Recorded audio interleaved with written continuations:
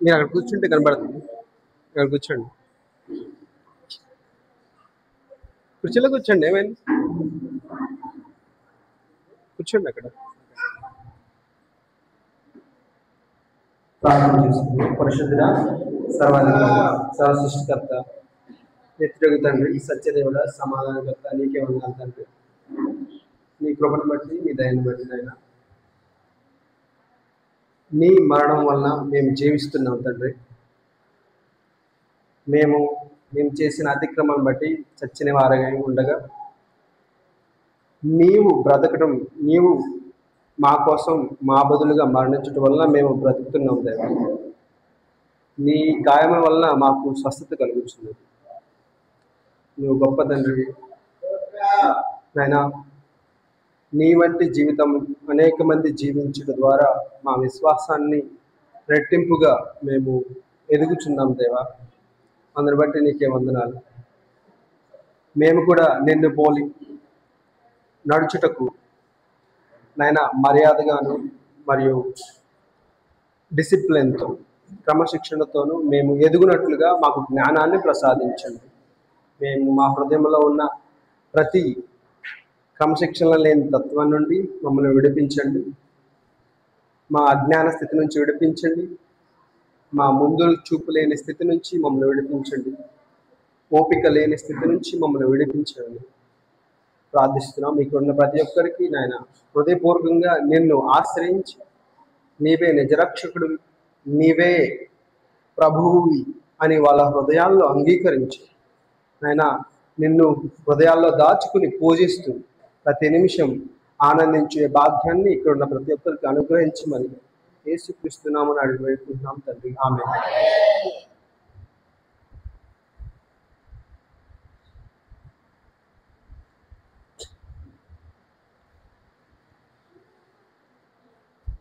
అందరూ బాగున్నారండి? బాగున్నారా? సంతోషం. గత 2 రోజులుగా నేను చాలా బాధపడుతున్నా. నేను అభిమానించే ఒక వ్యక్తి గురించి నేను చాలా బాధలో ఉన్నా. ఓకే, సో మీకు సరే ఒక సంఘటన చెప్తాను. నేను 1 సంవత్సరం నాగ్పూర్లో BTCP, Bible training for pastors అనే కోర్స్ చేశాను. సో అది 1 సంవత్సరమే. సో దాంట్లో 10 పుస్తకాలు ఉంటాయి. నా దగ్గర ఇప్పుడు కూడా ఉన్నాయి ఆ పుస్తకాలు. సహజంగా అది బోధించే ఒక సబ్జెక్ట్ చెప్పే ఆయన ఇలా అడుగుతారు, ఈ బైబిల్ మొత్తంలో ఎవరంటే మీకు అంటే ప్రభావితం చెందిన వ్యక్తి ఎవరు అని అందరినీ అడుగుతారు. క్లాస్లో స్టూడెంట్స్ ఇలా కూర్చుంటారు. సో నేను అదే ప్రశ్న మిమ్మల్ని అడిగితే మీరు ఏ సమాధానం చెప్తారు? బైబిల్ మొత్తంలో ఒక వ్యక్తి. ఏ వ్యక్తి అంటే దేవుడు అంటే ఆయన ప్రభావితం, ఆయనే మొదట, ఆయనే అంతం. ఆయన గురించి కాకుండా, యేసు ప్రభు కాకుండా ఎవరు బాగా ప్రభావితం చేసిన వ్యక్తి ఎవరు అని అడిగితే మీరేం సమాధానం చెప్తారు?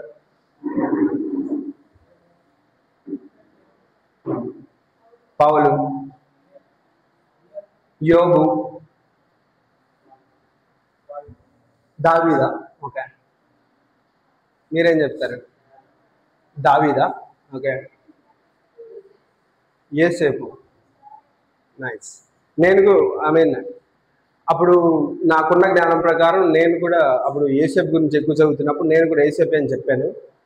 సో అక్కడ టీచర్ ఆయన మాత్రం మీరు చెప్పినట్టుగానే ఆయన ప్రభావితం చేసిన వ్యక్తి ఎవరంటే పౌలు అని చెప్పాడు. హల్లెలూయా.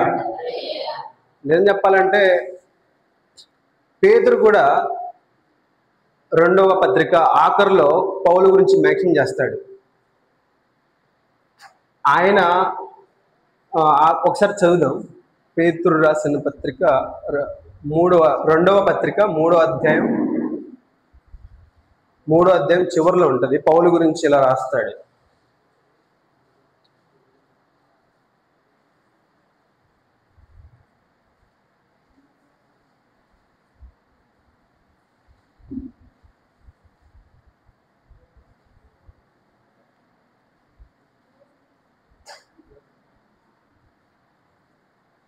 సో 15వ వచనం 16వ వచనం చదువుదాం. ఎవరైనా చదువుతారా? సహాయం చేయండి. పేతురు రాసిన 2వ పత్రిక 3వ అధ్యాయం. మరియు మన ప్రభు యొక్క దీర్ఘశాంతము రక్షణార్థమైనదని ఎంచుకొనిడి, అలాగూ మన ప్రియ సహోదరుడైన పౌలు కూడా తనకు అనుగ్రహింపబడిన జ్ఞానము చొప్పున మీకు రాసి ఉన్నాడు.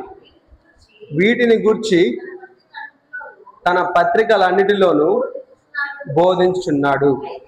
అయితే వాటిలోని కొన్ని సంగతులు గ్రహించుటకు కష్టమైనవి.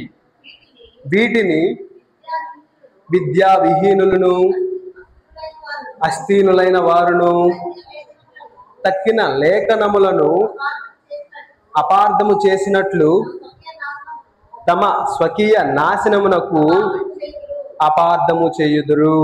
హల్లెలూయా. పౌలు దేవుడు అనుగ్రహించిన జ్ఞానాన్ని బట్టి ఆయన దాదాపుగా కొత్త నిబంధనలో 22 పుస్తకాలలో ఆల్మోస్ట్ సగం పైనే ఆయనే రాస్తాడు ఆ పత్రికలన్నీ. సో ఆ పత్రికలన్నింటినీ ఇక్కడ నిజంగానే విద్యావిహీనులు, అస్థిరులైన వారు తక్కిన లేఖనములను అపార్థం చేసుకున్నట్టు ఆయన అపార్థం చేసుకున్నారు. ఆయనతో చాలా మంది వాదించారు. ఆ వాదనలను కూడా రాస్తాడు. సో ఆ పౌలు యొక్క ప్రభావం ఆయన రాసిన పత్రికల్లో మనం చూడొచ్చు. మనం ఆయన ఇది ఇక్కడ రాశారు. ఇవన్నీ ఎక్కడ? ఇవి పౌలు రాసింది. ఇది పౌలు, ఇవన్నీ ప్రేమ. సో ఈ పౌలు సంఘాన్ని దృష్టిలో పెట్టుకుని పాత నిబంధనలో కొత్త నిబంధనలో ప్రత్యేకంగా ఆయన రాసి ఇస్తాడు. సో పౌలు గొప్పవాడు. ఆయన ఎలా మరణించాడు తెలుసా మీకు? బైబిల్లో ఏమైనా రాయబడి ఉందా? ఆయన ఆఖరి ప్రయాణం రోమ్ వెళ్తాడు. నాకు నా మరణం సమీపమై ఉన్నది అని చెప్తాడు ఆఖరి పత్రికలో, అపోస్తల కార్యంలో ఉంటుంది. సో ఆయన పౌలు ఆఖరి ప్రయాణం అన్నట్టు రోమాకి వెళ్తాడు. ఆయన రోమా పౌరుడు, అంటే రోమా సైన్యం అధికారి. ఎప్పుడు? యేసు ప్రభులోకి రాకముందు ఆయన అధికారి కనుక ఆయన్ని సిలువ వేసి చంపకూడదు. పేతురు ఎలా చంపారు? తల్లకిందులుగా సిలువేసి చంపుతారు. కానీ పౌలుకి ఆ అవమానాన్ని ఇవ్వరు, ఎందుకంటే ఆయన కూడా రోమా పౌరుడు కాబట్టి. సో చరిత్రకారులు చెప్తారు, పుస్తకాల్లో రాసింది ఆయన ఎలా చంపాడంటే ఇన్కార్సరేటెడ్, అంటే శిరచ్ఛేదనం చేస్తారు, ఆయన్ని నరికేస్తారు, మెడ నరికేసి చంపేస్తారు ఆయన్ని. సో మన జీవితంలో మనం పౌలు గారిని మనం వీక్షించలేదు. చూసామా ఎవరినైనా పౌలు? సో మీ జీవితంలో పౌలు లాంటి వ్యక్తి ఎవరైనా ఉన్నారా? మీరు ఎవరైనా తెలుసా? పరోక్షంగా కానీ ప్రత్యక్షంగానే తెలుసా మీకు ఎవరైనా?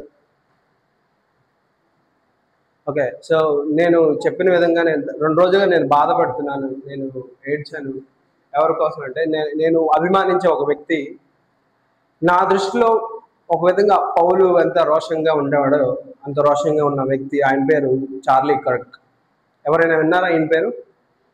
Charlie Kirk. ఎవరు వినలేదు కదా? అసలు వార్తల్లో వినలేదా Charlie Kirk? So Charlie Kirk అనే వ్యక్తి గురించి మనం తెలుసుకోవడం ముఖ్యం. సో ఆయన రిపబ్లికన్ పార్టీ, అంటే అమెరికాలో 2 పార్టీలు ఉంటాయి. సో డెమోక్రేట్, రిపబ్లికన్ అని 2 పార్టీలు ఉంటాయి. రిపబ్లిక్ అంటే కన్జర్వేటివ్ అంటే యేసు ప్రభు విశ్వాసాన్ని కలిగిన పార్టీ అన్నమాట. రిపబ్లికన్ అంటే లైక్ ఆధునికత, మామూలుగా సైన్స్ బేస్డ్ థింకింగ్ ఉన్న అది వాళ్ళు కన్జర్వేటివ్గా, న్యాయంగా ఉండకపోయినా మనకు నచ్చింది స్వేచ్ఛని వాళ్ళు ఆస్వాదించేవాళ్ళు. సో వాళ్ళకి వీళ్ళకి మధ్య ఘర్షణ ఎప్పుడు ఉంటా ఉంది అది.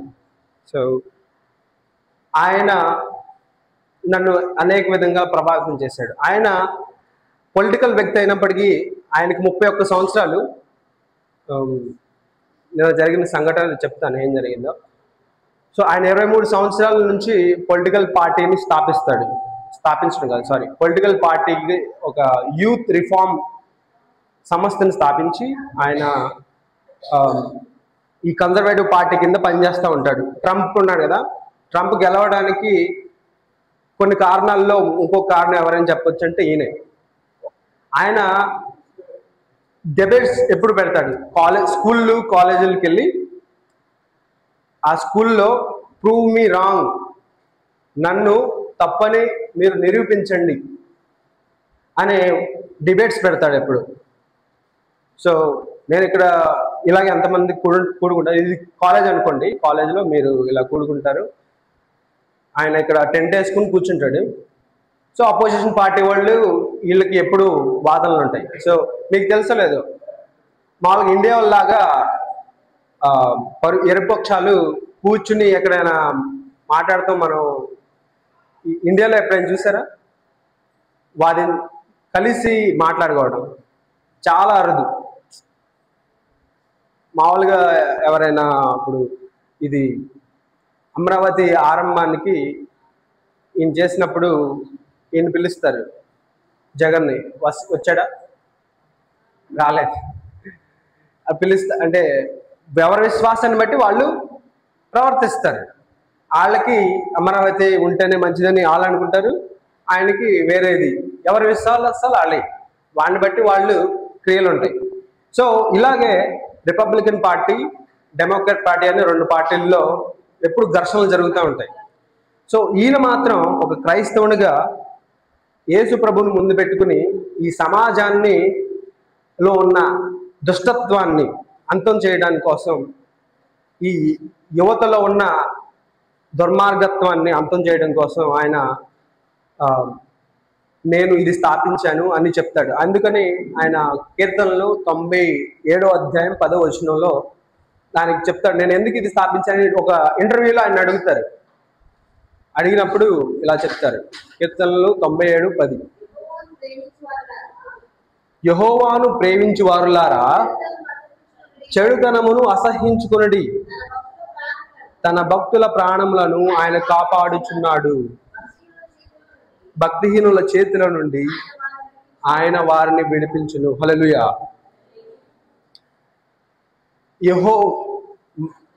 యెహోవాను ప్రేమించు వారులారా చెడుతనమును అసహ్యించుకొనుడి. చెడుతనాన్ని అసహ్యించుకుంటే ఏం చేస్తాం? ఈ రోజున మీరు ఎలుకలు వచ్చినాయి అనుకోండి, వంటగదిలోకి మేల్కొని ఉంటారా? అసహించుకుంటారా? అసహించుకుని దాన్ని తరిమేయడానికి చూస్తాం కదా. మనం చెడుతనాన్ని అసహించుకోవడం వేరు, సహించడం వేరు. చెడుతనం అంటే చెడుతనం అని కొంతమంది వదిలేస్తారు. మనం దాన్ని అసహించుకోవడం అంటే దాన్ని నివారించాలి, దానికోసం ఆయన స్థాపించాడు.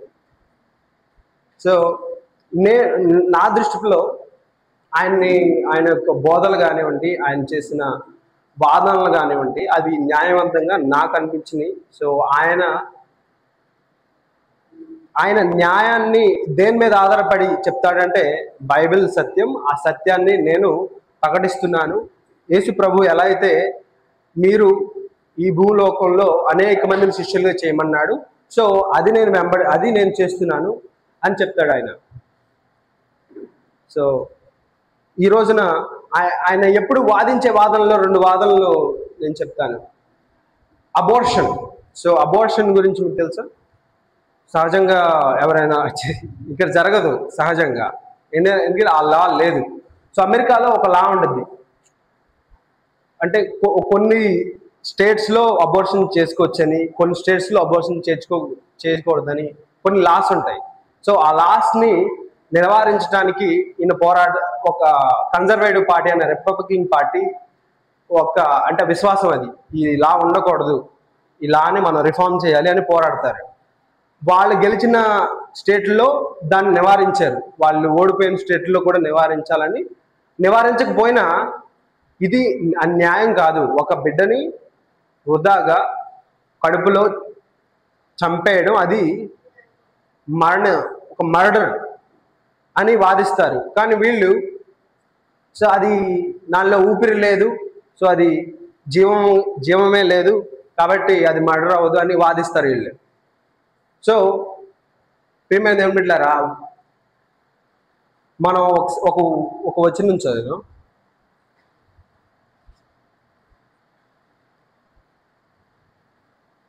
సామెతలు 18వ అధ్యాయం 17వ వచనం.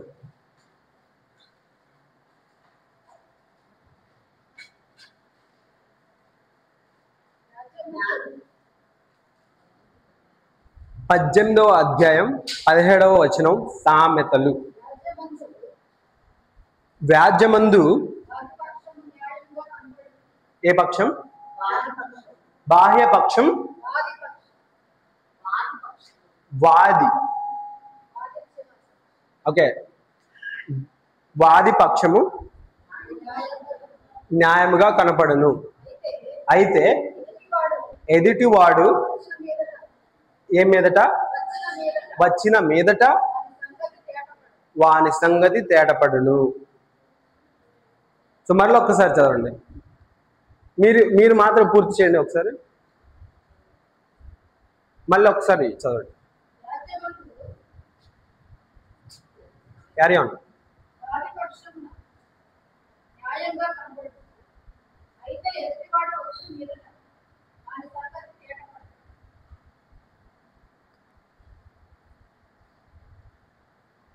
యా,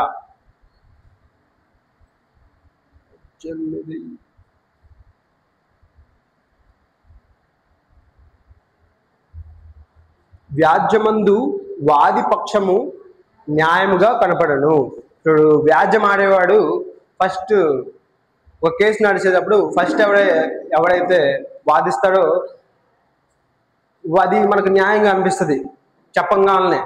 దాన్ని నమ్మేసి ఇంకా పరుపక్షం ఉన్న వ్యక్తిని ద్వేషించుకుంటాం, నిందలేస్తూ ఉంటాడు, నాకు ఇది చేశాడు, అది చేశాడు అని నిందలేసేస్తారు. కానీ అసలు నిజం ఎప్పుడు తేటపడిద్ది అంటే ఎదుటివాడు వచ్చిన మీదట వాని సంగతి తేటపడును. హల్లెలూయా. మనం ఇలాగే అబోర్షన్ గురించి వాళ్ళు అనేకమైన నిందలు వేస్తారు. మీకు కూడా తెలుసా, కడుపులో పిండం 2 వారాలకే గుండె కొట్టుకుంటుంది. కడుపులో పిండం 2 వారాలు కాదు, 40 days, అరౌండ్ 40 daysకి కడుపులో పిండం గుండె కొట్టుకోవడం ప్రారంభమవుతుంది. సో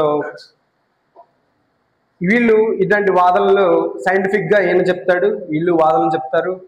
ఇలా ఎన్నో వాదాలు ఇలా ఈ విషయం గురించి మరియు గన్నుల గురించి ఎన్నో వాదాలు జరుగుతాయి.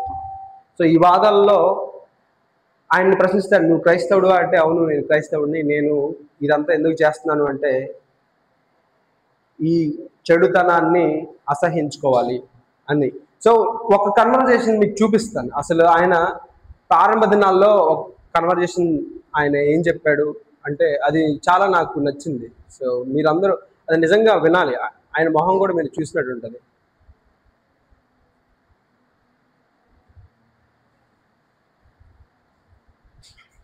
ఓకే.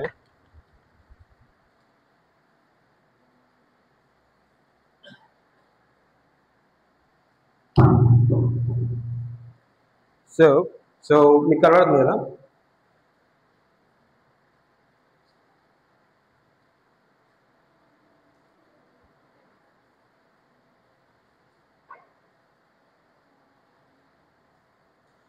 సో ఈమె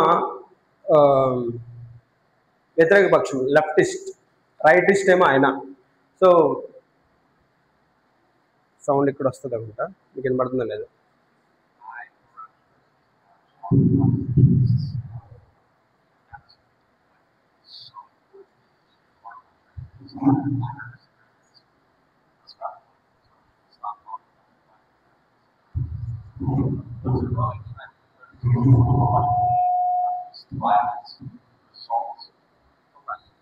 ఓకే, సరే. అక్కడ సబ్ టైటిల్స్ ఉన్నాయి, నేను మీకు కావాలంటే అవసరం అయితే పంపిస్తాను ట్రాన్స్లేట్ చేసి.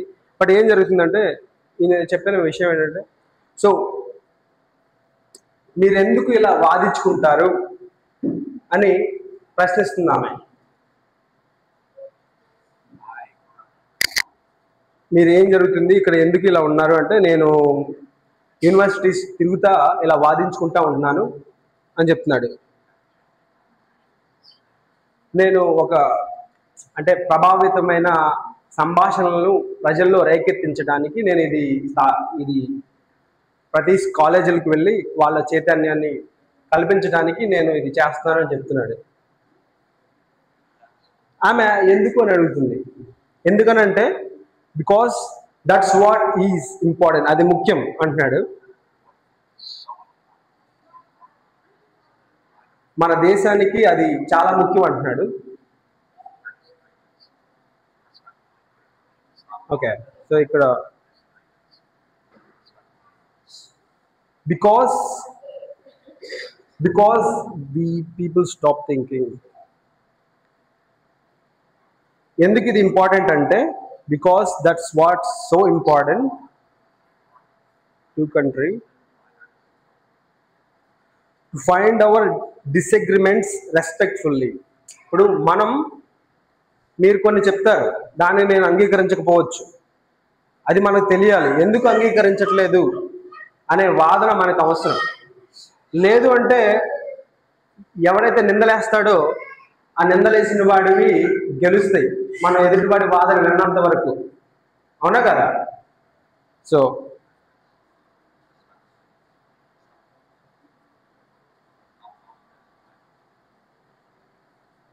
సో ఇలా ప్రజల్లో ఎదుటివాడి వాదన విని ఆ వాదనలో తప్పులు గుర్తించకపోతే ఇరు పక్షంలో ఉన్నవాడు, వ్యతిరేక పక్షంలో ఉన్నవాడు ఈ పక్షంలో ఉన్న వాళ్ళ ఉన్న ఆ వాదనలో తప్పుల్ని బట్టి అర్థం చేసుకోవడానికి ప్రయత్నించకపోతే ఏం పెరుగుతుంది? ద్వేషం పెరుగుతుంది అని చెప్తున్నాడు.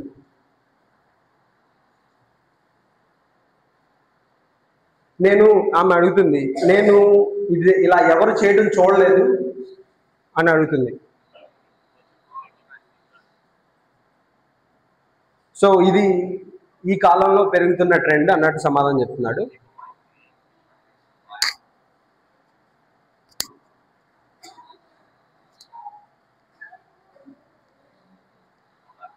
సో ఈ వ్యతిరేకత నీకు ఎవరి దగ్గర నుంచి వస్తుంది అంటున్నాడు. సో లెఫ్టిస్ట్ అంటే Republican party and Democrat party ఉంటుంది కదా. సో డెమోక్రాట్ పార్టీ వాళ్ళు వీళ్ళని ద్వేషం చూపిస్తారు ఎప్పుడు, అంతే కదా. ఇప్పుడు సహజంగా జరిగేది, ఎవరైతే తెలుగుదేశం పార్టీ వాళ్ళు గర్వంగా వాళ్ళు ఏమైనా చేస్తే ఈ వైఎస్ఆర్సీపీ పార్టీ వాళ్ళు కొంచెం అంటే గడుసుగా ప్రవర్తిస్తూ ఉంటారు. అవునా కదా?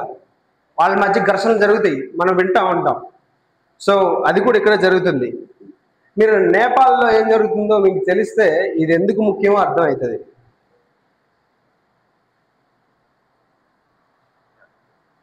సో అంటే ఇరుపక్షాలు, వామపక్షం వాళ్ళు చేసే అన్యాయాల కోసం అని చెప్తున్నాడు. నీకేం జరిగిందని అడిగితే,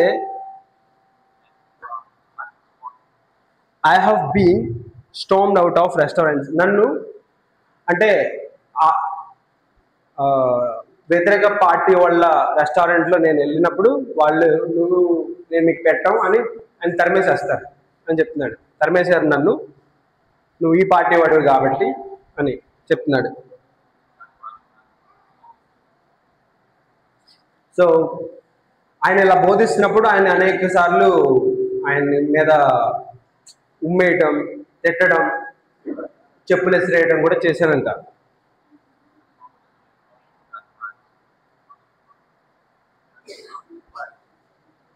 ఇది ప్రశ్న ఇంపార్టెంట్. సో అంటే చంపేస్తామనే డెత్ థ్రెట్స్ కూడా ఇచ్చారు అని చెప్తున్నాడు. Okay, so what's your goal?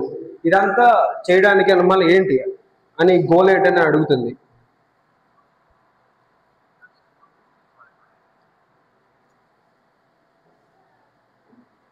అంటే there are more people that are agree with me than the more people that are disagree with me. So నన్ను అంగీకరించే వాళ్ళకంటే నన్ను అంగీకరించిన వాళ్ళు ఎక్కువ మంది ఉన్నారు. వాళ్ళు ఎందుకు అంగీకరించలేదు అని తెలుసుకునే ప్రయత్నం ఏది. అందుకనే ప్రూవ్ మీ రాంగ్ అంటాడు. నా విశ్వాసం తప్పని నిరూపించు అని అంటాడు.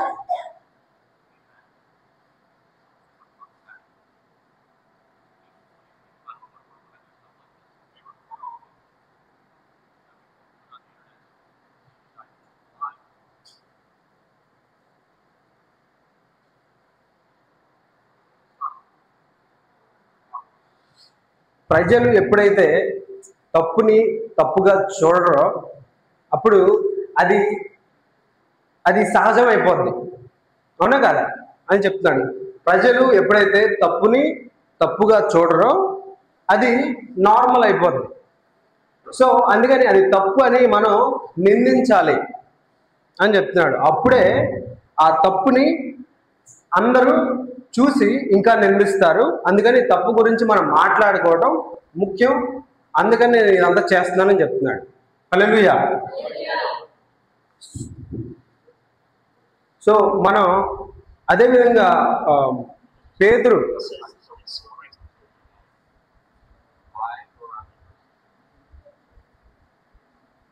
ఒక బైబిల్ వాక్యాన్ని మనం ఇప్పుడు చూద్దాం. పేతురు రాసిన మొదటి పత్రిక 3వ అధ్యాయం 15వ వచనం.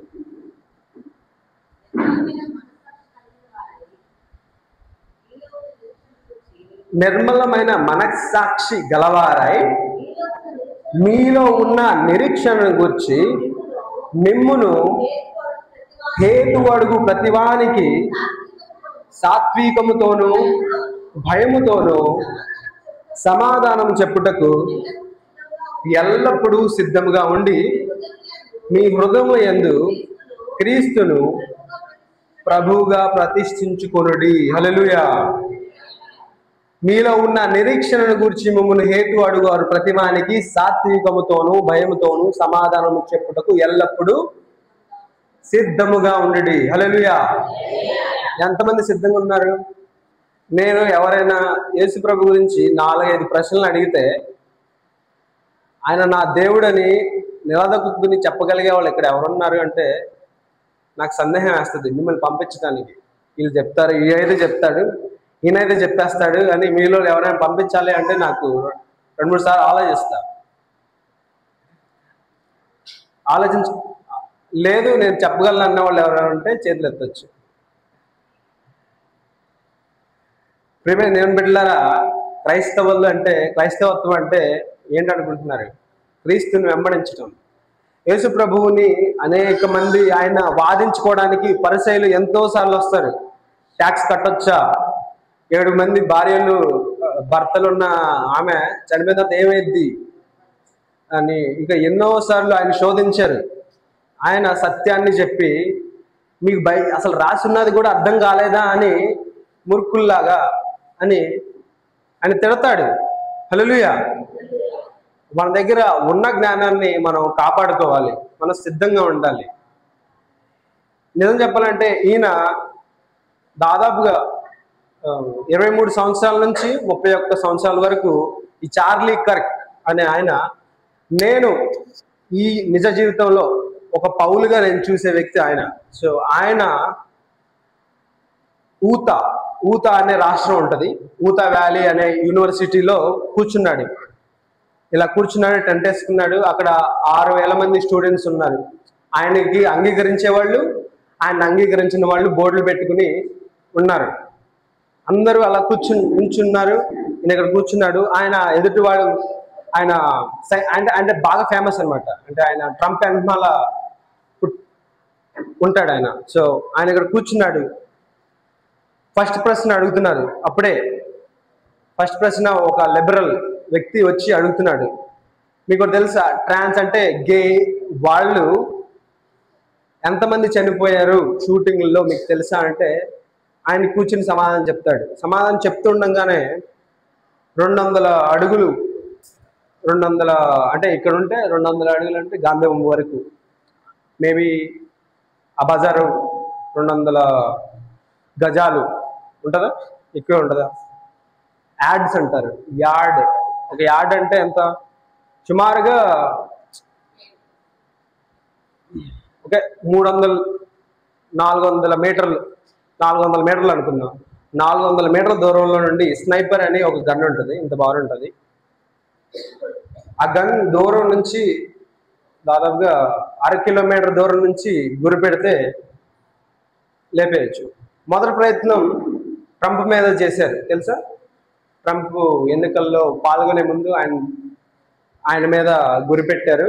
కానీ ఆయన తల ఇలా అన్నాడు కాబట్టి చెవుకు తగిలి ఆయన బతికాడు.